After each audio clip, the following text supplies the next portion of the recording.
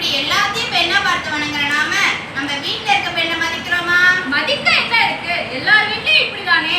சரி, இதுவே ஒரு பெண் ஆட்சியர் வந்தா என்ன செய்வீங்க? என்னங்க கேள்வி இது? உடனே எழுந்து நின்று வணக்கம் சொல்லுவேன். அப்ப ஒரு பெண் படிச்சு பெரிய பதவிக்கு வரும்போது மரியாதை தானா வருதுல்ல? அதுதான் இன்னைக்கு பெண் கல்வியின் அவசியத்தை பத்தியும் கல்வியில் சிறந்த பெண்களை பத்தியும் பாட போறோம். படிக்க வேண்டும் பெண்ணே, அப்பதான் வாழ்வே உடனுதவும் கல்வி. படிக்க வேண்டும் பெண்ணே, அப்பதான் பார் முழுவதும் போற்றிடும் கண்ணே. படிக்க வேண்டும் பெண்ணே, அப்பதான் பார் முழுவதும் போற்றிடும் கண்ணே. ஆமாங்க, எனக்கு ஒரு சின்ன ஐயம். அந்த காலத்துல எந்த பெண்ணை படிக்க வச்சாங்க? அப்பெல்லாம் நாடு நல்லா இல்லையா? உங்களுக்கு விவரம் பத்தாது, சொல்றேன் கேளுங்க. கற்காலம் முதலே கணிந்திருந்த தமிழின் பொற்காலம், எனவே புகழ்படும் காலம். எந்த காலம்? அது எந்த காலம்?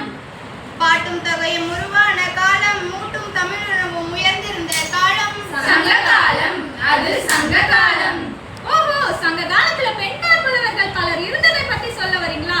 மேலும் சொல்லுங்க, நானும் தெரிஞ்சுக்கிறேன், நம்ம நாட்டு மக்களும் தெரிஞ்சுக்கிட்டோம். பெண் பார்ப்பவர்கள் வந்தாங்க, பெண் பார்ப்பவர்கள் வந்தாங்க, பெண்ணுணர்வை பாடலில் தந்தாங்க, பெண்ணுணர்வை பாடலில் தந்தாங்க, தூது போனாங்க, தூது போனாங்க, உயரை தீர்த்தாங்க, உயரை தீர்த்தாங்க, போதும் தமிழாலே உயர்வை பெற்றாங்க. போதும் தமிழாலே உயர்வை பெற்றாங்க. படிச்ச பெண்களுக்கு கிடைச்ச பெருமை இன்னும் சொல்லுங்களேன். சமண மதமும் புத்த மதமும் வளர்ந்த காலத்திலே மாதவி மகள் மணிமேகலை கல்வி கற்கும் பெண்ணாக இருந்தாங்க. மகளிருக்கு எதிரான கொடுமைகளை மாண்போடு எதிர்த்து கேள்வி கேட்டாங்க.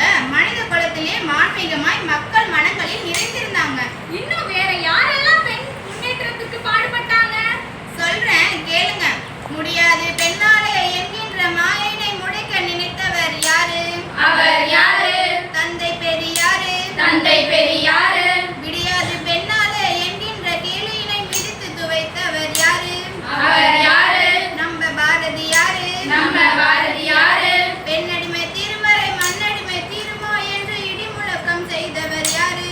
அவர் யாரு? பாரதிதாசனாரு. பாரதிதாசனாரு. இவ்வளவு செய்தி கேட்ட நாங்க பெண் கல்விக்காக நமது அரசாங்கம் என்ன செஞ்சது அப்படின்றது கேட்க வந்துட்டோமே.